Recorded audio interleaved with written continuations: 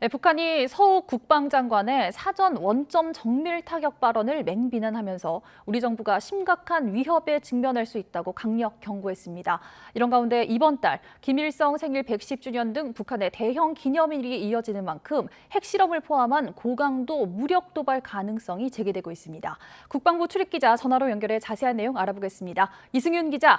네, 통일외교 안보부입니다. 네, 김정은 북한 국무위원장의 여동생인 김여정 노동당 중앙위원회 부부장이 거친 표현으로 우리가 심각한 위협에 직면할 수 있다고 경고했다고요? 네, 그렇습니다. 북한 김여정 노동당 중앙위원회 부부장은 담화에서 서욱 국방장관의 사전 원점 정밀 타격 발언을 맹비난하며 우리 정부가 심각한 위협에 직면할 수 있다, 이렇게 강력하게 경고했습니다. 그러면서 우리 국방부가 도발적인 자극과 대결 의지를 드러내 위임에 따라 경고하겠다며 많은 걸 제고하겠다고 말했는데, 여기서 위임이란 이 표현을 쓴 거는 이 북한 김정은 국무위원장의 의중이라는 점을 시사합니다. 또 북한을 핵 보유국이라고 지칭하며 선제 타격을 함부로 운운한 건 객기라면서 서욱 장관을 향해 쓰레기, 대결관 같은 거친 표현을 썼는데, 김 부부장이 담화를 낸 건 지난해 9월 25일 이후 약 반년 만입니다. 군과 군수 담당인 박정천 당 비서도 우리 군이 선제 타격 같은 군사 행동을 감행한다면 군사력을 서울의 주요 표적들과 군을 괴멸시키는데 총 집중할 것이란 담화를 냈습니다. 또 한반도는 정전 상태에 있다며 불순한 언동이 전면전의 불씨가 될 수 있다고 위협했습니다. 네, 이번 달에 북한의 주요 기념일이 이어지는데요. 여기에 북한이 반발해온 한미연합훈련도 예정돼 있어서 고강도 무력 도발 가능성이 크다고요.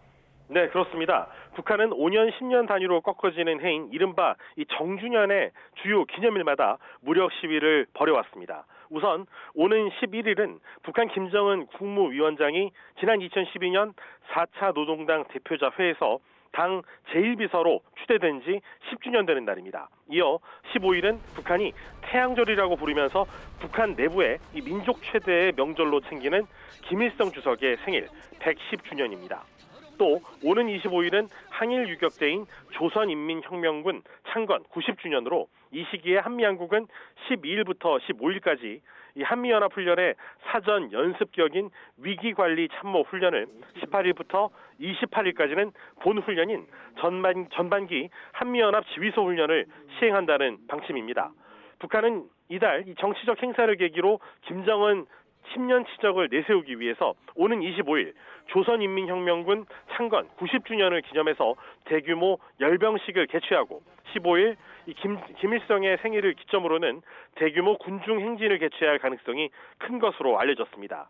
이런 가운데 북한이 함경북도 길쭉은 풍계리에 있는 핵실험장의 3번 갱도를 이용한 7차 핵실험 준비 징후도 있습니다. 이르면 이달 말을 전후로 해서 10킬로톤에서 20킬로톤 규모의 소형 전술 핵탄두 개발 실험을 감행할 것이라는 관측도 나오고 있는 상황입니다. 이런 가운데 평안북도 철산군 동창리에 서해 위성 발사장 현대화 공사를 위한 움직임도 포착되고 있습니다. 북한이 인공위성을 명분으로 대륙간 탄도미사일 ICBM을 또다시 쏠 수 있다는 예측이 나오고 있습니다. 북한은 코로나19 사태 장기화와 화성 17형 발사 실패로 어수선한 민심을 다독이려고 하고 있습니다. 최근 김정은 북한 국무위원장은 각 부문의 공로자와 과학자, 교육자, 문필가들에게 선물할 예정인 평양 보통강변 주택지구를 시찰했습니다.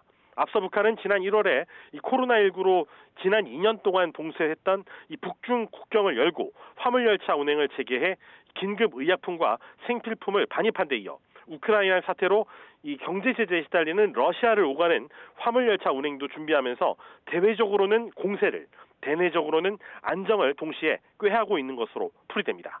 지금까지 통일외교부에서 YTN 이승윤입니다.